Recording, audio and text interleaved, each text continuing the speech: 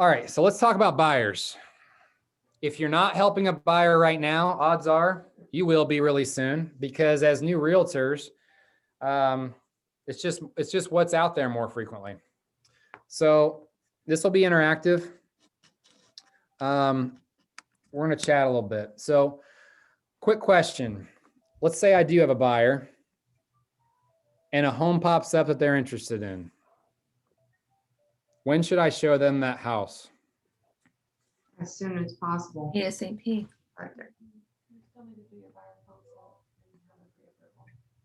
Well, okay. Lisa said you still need to do a buyer consultation and have a pre-approval.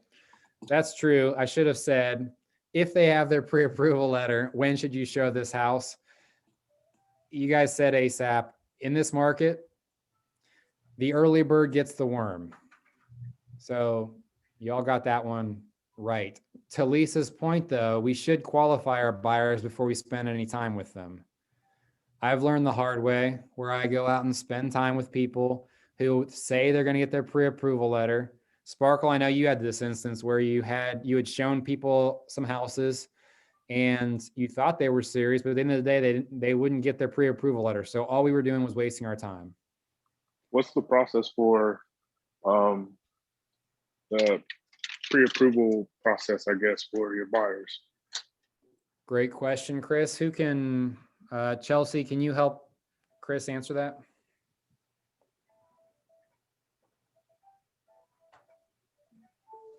You're muted.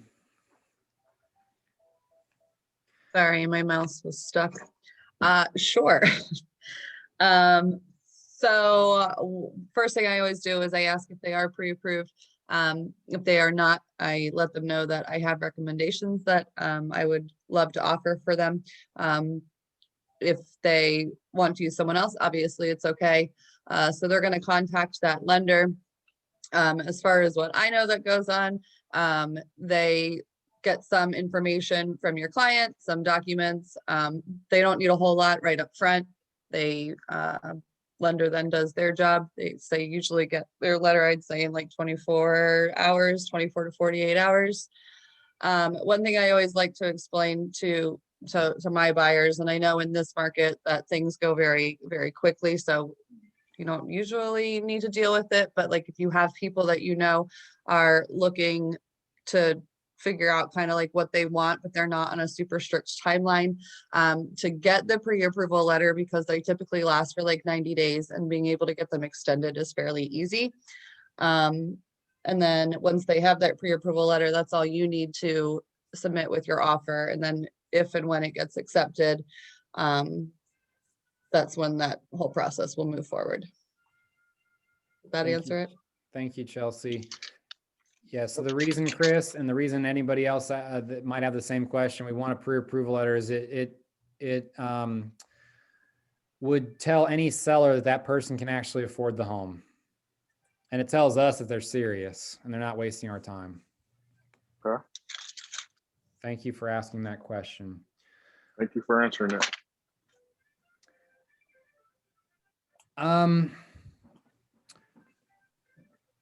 Let's see. So the next question is, when I'm setting up a search for my clients, do I only click on homes that are active? No. No. What else should I click? Coming soon, contingent, canceled even sometimes. You might be able to talk them into selling or see why. You can always be a backup offer. Yeah. Brian, I didn't hear one of those you said. I heard you say active, coming soon, but what was the other one?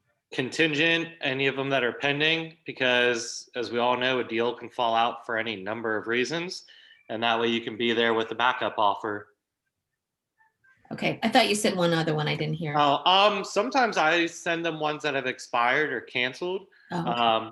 Just depending on the reasoning. If, sometimes they expire because people are too stubborn. Sometimes it expiring is a lesson to them and they like maybe realize that, okay, I'm going to have to be more negotiable, and you can get a deal that way. That's good information there. At the very least, guys, active, and coming soon. One of the things with the coming soon stuff that has changed recently is coming soon is a home that will be on the market in as few as 1 day. So if we don't click on coming soon, we are behind when it comes to it actually being active. A coming soon, you are allowed to schedule showings for it. So if I'm a listing agent, so Brendan, for instance, right? Brendan, are you on? He listed his home. It's coming soon status right now. It's going to go active on Friday. People can start scheduling showings for Friday. It's active today. I put it into coming soon last Thursday. Oh, okay. And you already have 20 plus showings, right? Yeah, for today. Good. Don't forget the coming soon. I don't mind like contingent escape clauses. Like you could then just go in and swoop in and be the hero and offer. So there's 3 different kinds of contingents. We have contingent escape, which means basically the person who's already in contract, the buyer, needs to do something, needs to perform. And most of the time that's sell a house.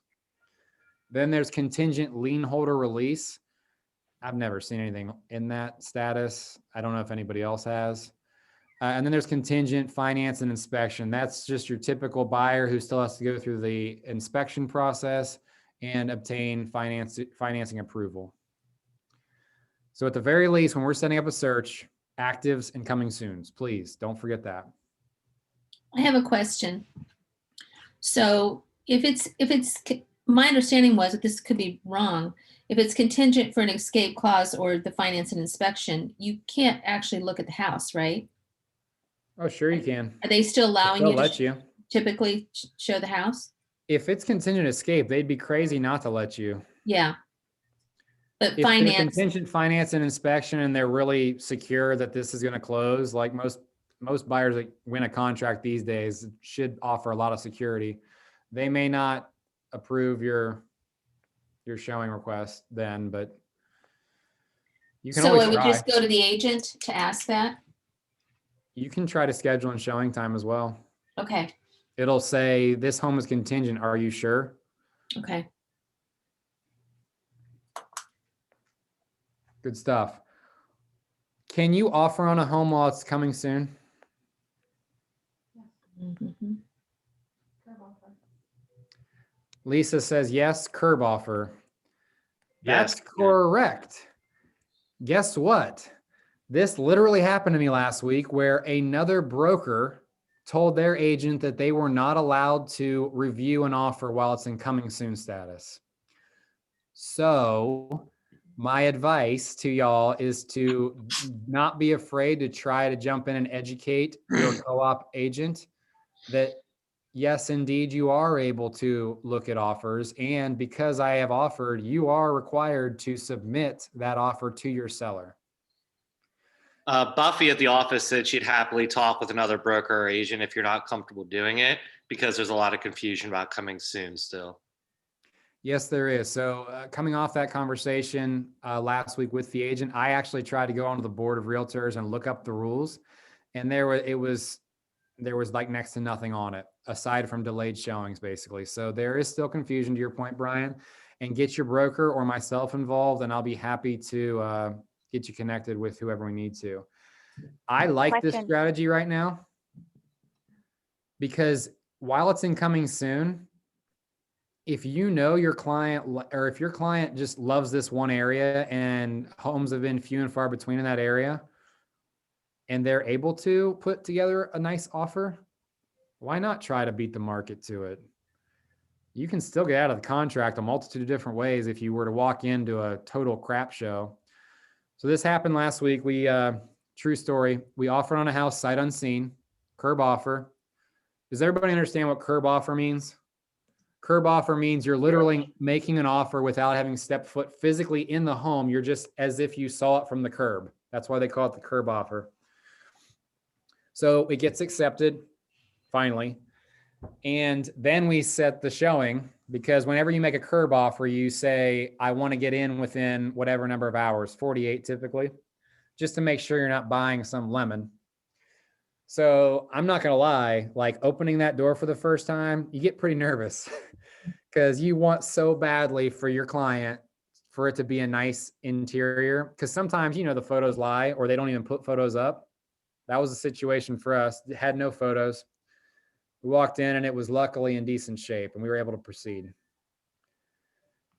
So you can offer while incoming soon. And honestly, it's a great strategy if you can put a healthy offer together. So please make sure your buyers know this. Josh, I have a just one quick question. Mhm. So did you put in the contract that they had the right, that it was contingent upon them viewing the home within X period of time? Was it like 24 hours or 48 or what was it? Yeah, there's a template, pre-existing template within your clauses and stuff that Okay, you can add into that first box on your contract, section 1.1, additional terms. That's where you'd put that verbiage. and how long is it? I normally put 48 hours. Okay, Question about that, just real quick. I was talking to another agent in the office. She did a curb offer on a coming soon. Her offer was contingent upon, the couple being able to go in and see the house within 5 hours. So she submitted the contract, say at noon, and they had until 5 o'clock to accept and let them see the offer, or let them see the house before the house goes active. And the other agent would not accept the offer, and because she said she couldn't show it on a coming soon. So what you're That's saying is 100% accurate. She cannot, she could change it from coming soon to active status right then and there, and then accept the offer. But she can't let anybody in while it's technically in a coming soon status. She has to change the status to active first. so even if it's a written offer that expires the same day, with the stipulation that the people are able to get in and see the house, that's still, she can't do it. They can't get it. Am I making any sense? They can't see the house unless it's active on the MLS period. Is that what It you're has saying? to either be active or in contract for you to get in the house. So if they would have accepted the contract, they would have changed it then to in contract. And at that point, the person could have gotten through. Okay, and if they decided to pass on the house, then it could go back to coming soon status, or would they have to make I it? believe, I'm 99% sure Buffy yesterday said that once it comes out of coming soon, it cannot go back into coming soon. It would then have to Okay. come back on as active, is my understanding. Okay, thanks. Good questions. Hopefully I'll learning something about coming soon because it's still pretty new, and we want to make sure we fight through this for our buyers.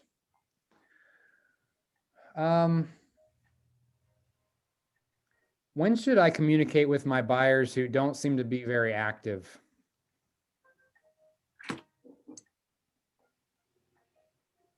Once a week. Why is that, Chelsea? Just to stay top of mind so that when they are ready, they go, oh, well, let's call Chelsea.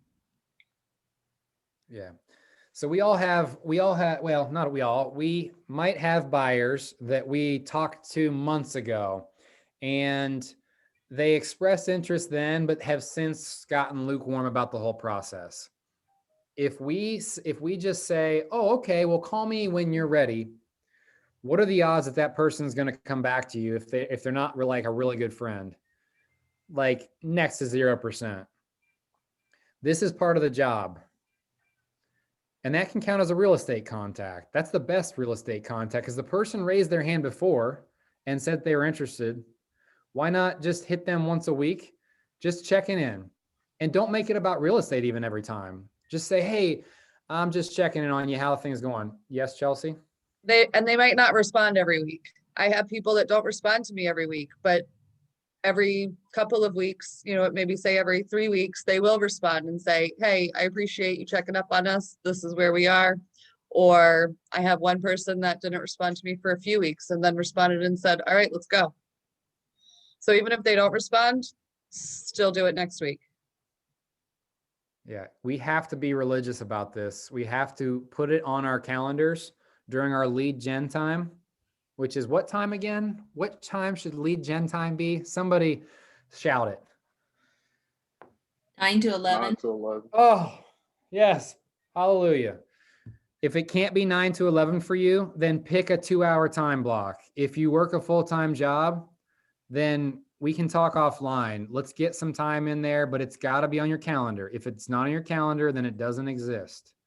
We've talked before about calendars. Get Google Calendar or get a calendar you'll use and make sure you are lead generating. And this should be a I have a part of it. question. So let's say A, B, and C buyers. A buyer being somebody that will buy right now if you find the right home for them. B buyer meaning somebody who will buy in the next 3 to 6 months. And maybe if something perfect comes along, they'll bite on it. And then a C buyer is somebody who maybe in the next year. All those people should be receiving weekly communication from us. If you get anybody who's even the remotest of lukewarm, so like we got a couple brand new agents on. So let's say, Chris, you talk to somebody, you get their contact information. They say, yeah, man, I might be interested in buying a house.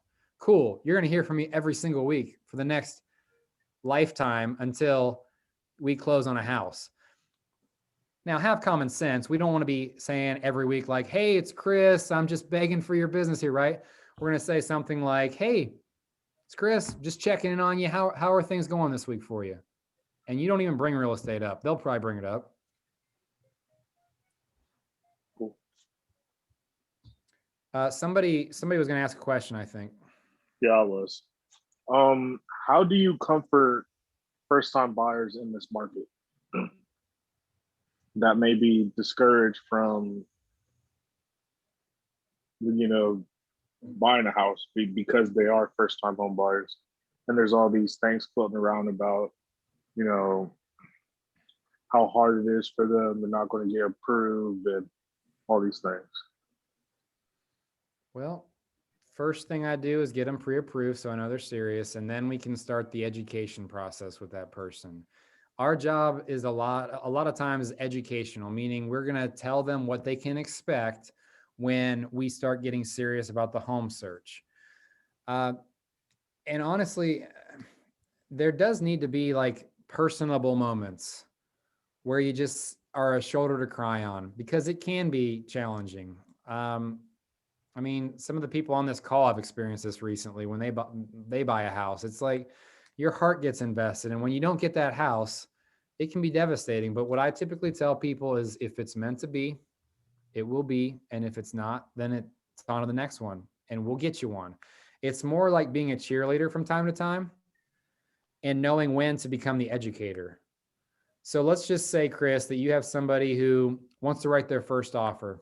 They're excited. They just watched HGTV and they just saw this $250,000 house. And we're going to go in, Chris, let's offer 210.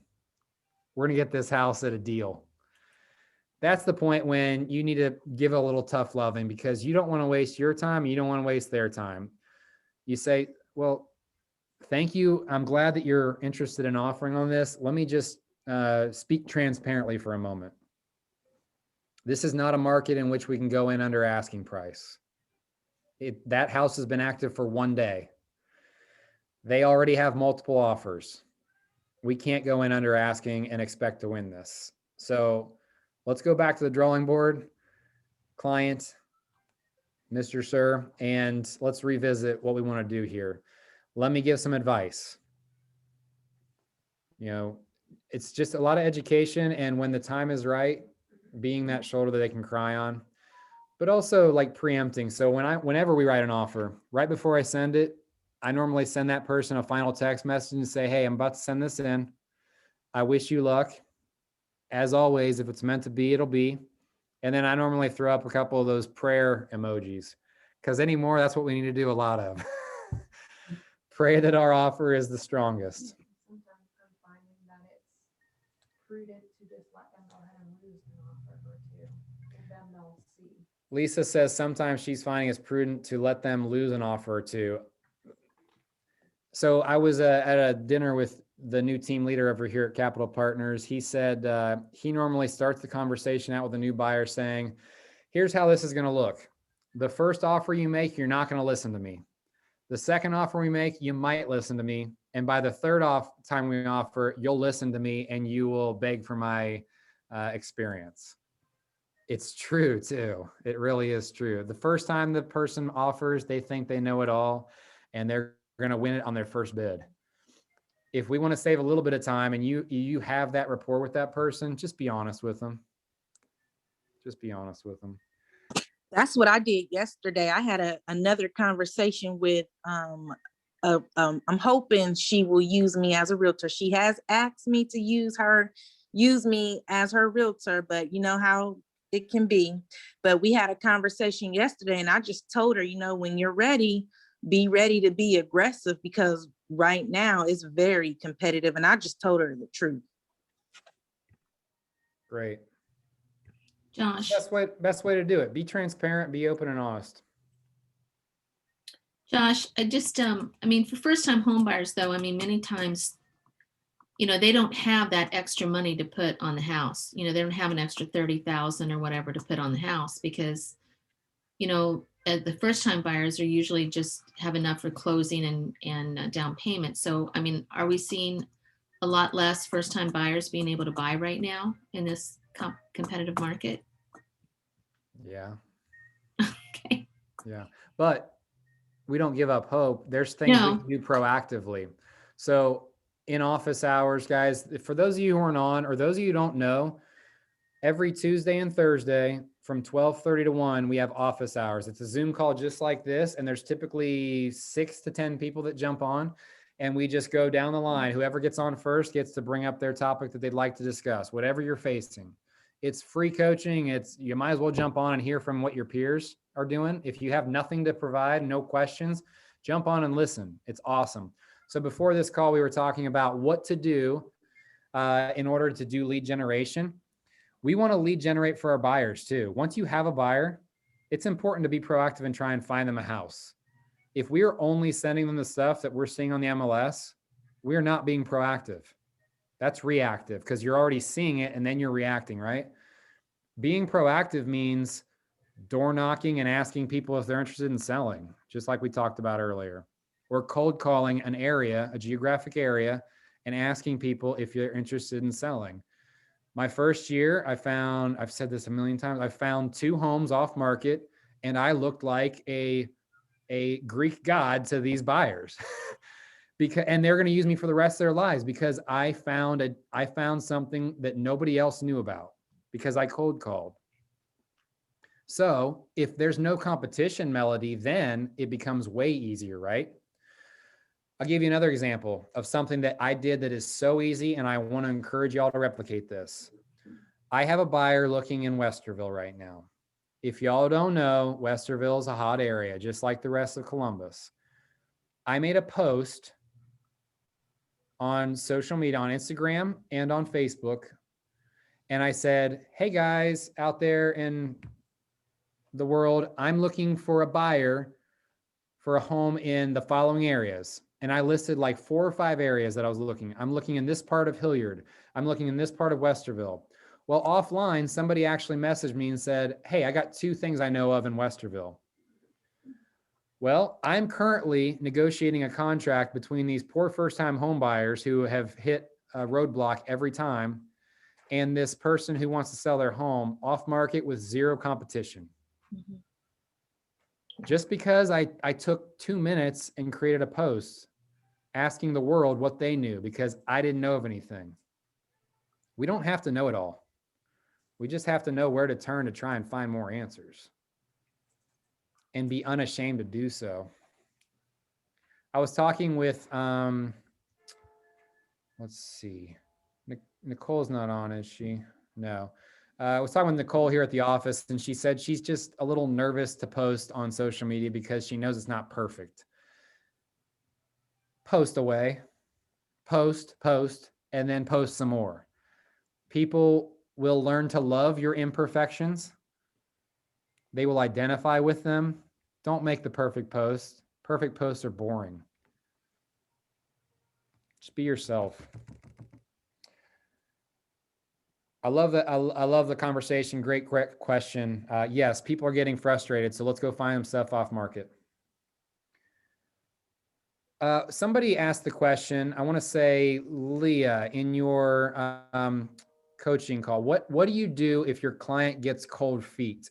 And the more specific was they submit a contract and decide later to withdraw the offer. This is where it kind of comes back to expectation setting with a client. Because in this market, if you can get something into contract, that's quite the undertaking. So at one point they must have wanted the house. So what happened? And then it comes down, Leah, to finding out the root cause. And this will happen to us all over time. So inevitably, one of your clients is going to get into contract and then realize maybe they're in over their head. It's happened to me too. And it sucks because they're super serious and then something changes in their life one day, or they have a conversation with, God forbid, their dad who's a contractor or something, and they have a change of heart. We have two options. We can get pissed and lose that person, or we can just swallow it and say, you know what? Let's practice empathy. Let's try to identify with what they're saying. Let's try and step in their shoes a little bit. And then once we've done that, maybe we educate them before they place another offer in the future. Say, hey, remember what happened last time? Are we sure on this one? If we write an offer and it gets accepted, we're going to want to follow through. This is a great house.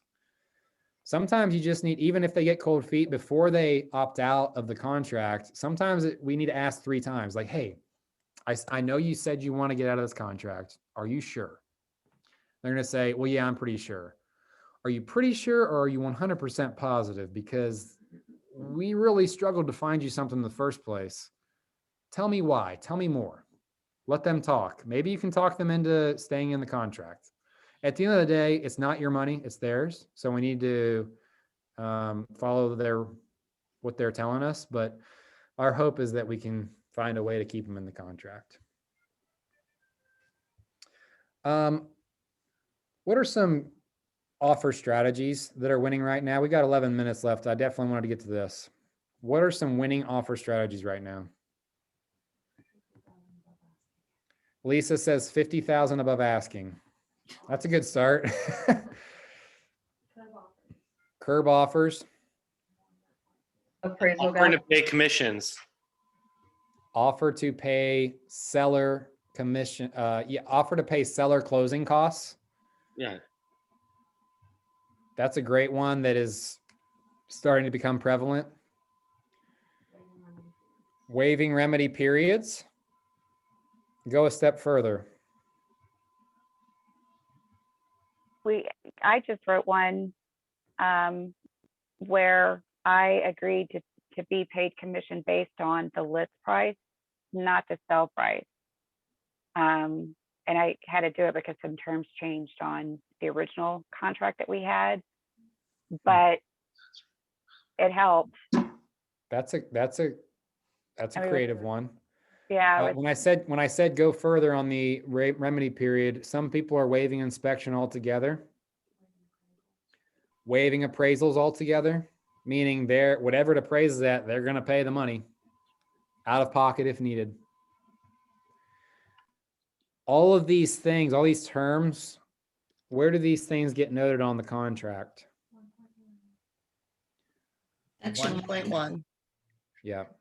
If you're brand new and haven't put up a contract yet, I want to encourage y'all to take a contract class or review some of the videos that I've got on my YouTube page. We kind of go through that. So section 1.1 is additional terms and conditions.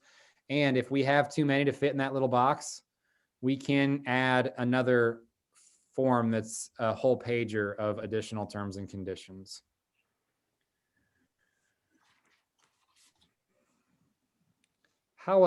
These are all great topics. And if you have specific questions after the call or don't want to ask in front of your peers, don't hesitate to reach out. Like if you don't know what appraisal gap means, just holler. What else should we be doing to get in good with the other side to win an offer? Call the listing agent. Call the listing agent. What does that conversation look like? You want to ask them, what can your buyer do to, submit a perfect offer? Make a little small talk so you can have good rapport with them. Yeah. It doesn't need to be rocket science. What I normally say is ask them, hey, what would a perfect offer look like? And then just shut up. Like literally until it's awkward, because they will inevitably want to fill that up. If they're anything like me or anything like most of us, we don't do well with dead silence. And so somebody's going to talk to fill that space, and you want it to be them offering up more information. Your goal is to give your client the most information possible. So a good old fashioned call to the other side is a good way to build rapport, like Brendan said. Quick question, if you're the listing agent, are you allowed to tell the other person if the buyer's agent's calling you and asking you what the perfect offer is, what's the response if you're on the other side? I love that question because I had the same one until like my 5th transaction my first year. It is completely up to your seller. So as the listing agent, if you're representing the seller, you want to get ahead of that and ask your sellers, hey, how much information do you want me to give to other people? And then from there, it's just follow their rules. If they want you to be very vague, then be very vague. There's been clients I've worked with, and I've been like, listen, I'm going to tell these buyers everything so that we can get the next offer to be coming in higher. And so it's really to each his own. There's no right or wrong way. Just follow what the seller tells you to do. Now on the buy side, we want somebody to slip up and share too much information. That's why we make that phone call, and that's why we leave the dead silence, hoping that they'll fill it with something they shouldn't have. Great question. It's also important, guys, to make sure that we're writing clean offers. And what I mean by clean is there's no mistakes on the offer. The listing agent should not have to call you afterwards for an explanation of what this means.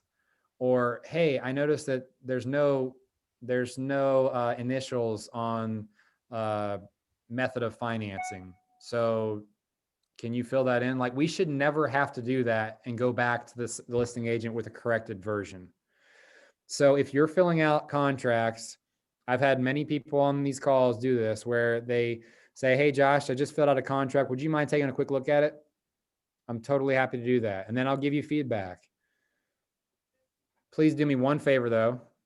Before you do that, head over to my YouTube page and review the video on what a clean offer looks like. It's step by step. And if anything's missing, let me know and I'll fix it. I like to give a quick synopsis of the offer prior to sending it as well. You can do that through maybe a text message or an email, but basically say, hey, John, we just sent over an offer. Here's a quick snapshot of the big highlight items. Here's the purchase price. Here's the closing date. Here's our loan type. No inspection. We are going to waive appraisal. My buyer is highly qualified. Like, we have got to solidify in the listing agent's mind that our buyer can pay whatever it takes to win this house. Even if at the end of the day, you know it's going to be tight for your buyer, they don't need to know that. Additionally, if you're using a lender who's maybe not all that well known or smaller, or even Keller Mortgage, we just had Keller Mortgage on last week. If you're using somebody that other people don't know all that much about, it's really important to ease their fears by saying, hey, I know this is Keller Mortgage and you may not have heard of them. My team, if this is your first transaction, always reference your team. That can be me, that can be your brokerage, but my team has used them for 14 transactions and never closed late. That gives the other agent peace of mind. Also, don't hesitate to do the old-fashioned handwritten letter or a letter from the buyer, especially if there's a compelling story there. So let's say it's a family with a newborn baby. Who doesn't love a newborn baby? Who's not going to be touched emotionally by a growing family? Most people will. Sometimes the listing agent will present those letters and it can make an impact. Sometimes they don't, but it's worth a shot. You can't send a letter with familial status, can you? Isn't that against fair housing? Do it. What? Okay. Do it. What? Do it.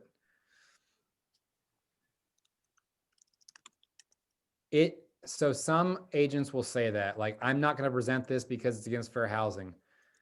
It's only against fair housing if that seller actually does make a decision based off the image or the wording on or the name of that person. Then that's their problem. It's not yours. You did everything you possibly could to get your buyer into contract.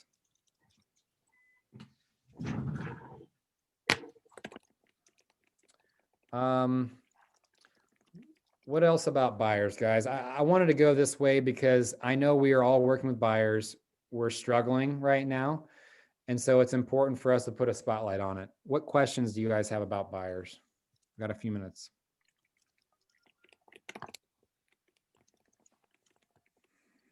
Quick question, how do we encourage them to buy now? Because I'm already hearing, I haven't done anything yet with this, but like, why would I do anything now when everything's so inflated? It's all gonna fall within 2 years. I love this question. Thank you so much for asking it.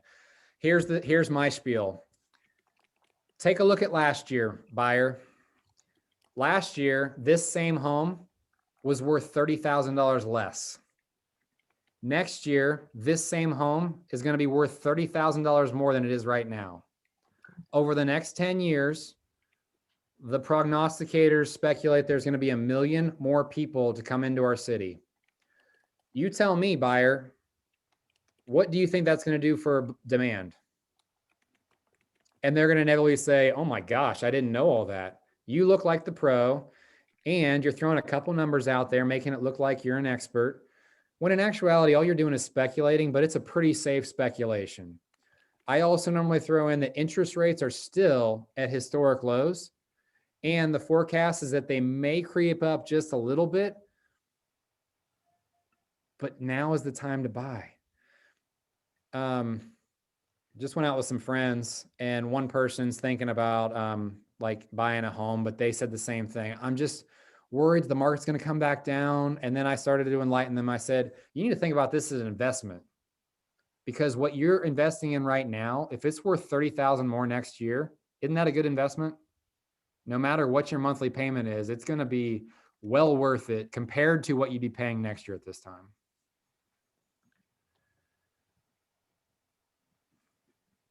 Perfect question. Thank you. All right, guys. Let's go lead gen.